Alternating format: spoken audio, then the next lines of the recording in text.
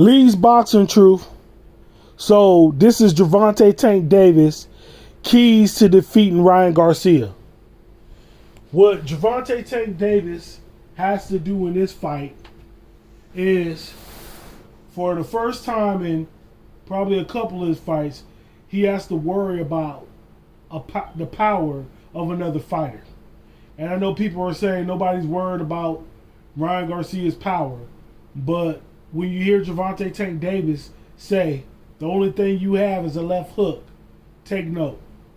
The reason why Gervonta Tank Davis says the only thing you have is a left hook is because he acknowledges that left hook can cause damage. And he will be focused and he will pay attention and be aware so he don't get caught with that left hook.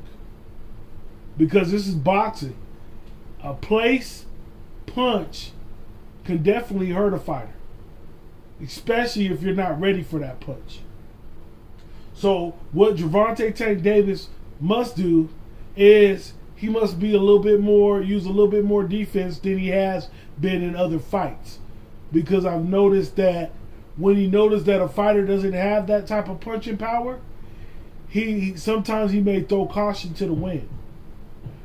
But with Ryan Garcia, I believe that he's going to be more defensive minded, meaning that it's not going to be like he's running away from Ryan Garcia, but he's going to be more cautious when it comes to Ryan Garcia than these other fighters that he fought. But his keys to defeating Ryan Garcia, and a lot of people don't take the knowledge to Gervonta Tank Davis's body punching. I believe the key to defeating Ryan Garcia and actually getting him out of there within 10 rounds is Tank going to the body. Him being the shorter fighter, Ryan Garcia being the taller fighter, and Ryan Garcia leaving himself open time and time again allows for Gervonta Tank Davis to attack the body. And if Gervonta can attack the body, it slows down a lot. It slows down movement.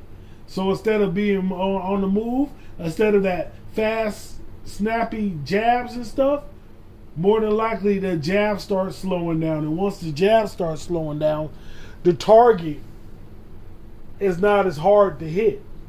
And when the target is not hard to hit, a person like Gervonta Tank Davis can do some damage. And damage he will do if the target is just sitting there. So also, one thing Gervonta Tank can do is, besides going in the body, yes, he can also look for Ryan Garcia to leave that chin out. And if that chin is out and Ryan Garcia is not being protective of that chin, it could be an early night for Ryan Garcia. We've seen what Gervonta Tank Davis did to Leo Santa Cruz with the uppercut. Ryan Garcia is no different than anybody else who gets hit with a clean uppercut. Either you're going to fold or either you're going to withhold that punch.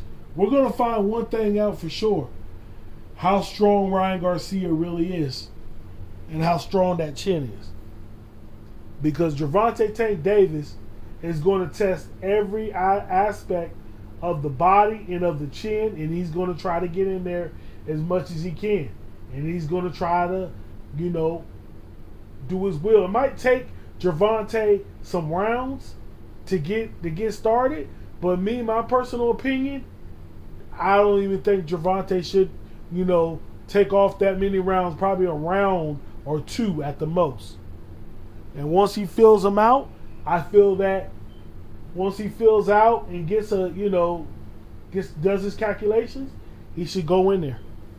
He needs to go in there. Because if he lays off rounds and rounds, this could be a Barrios situation. You don't want to be caught in a Barrios situation with a person that can actually punch.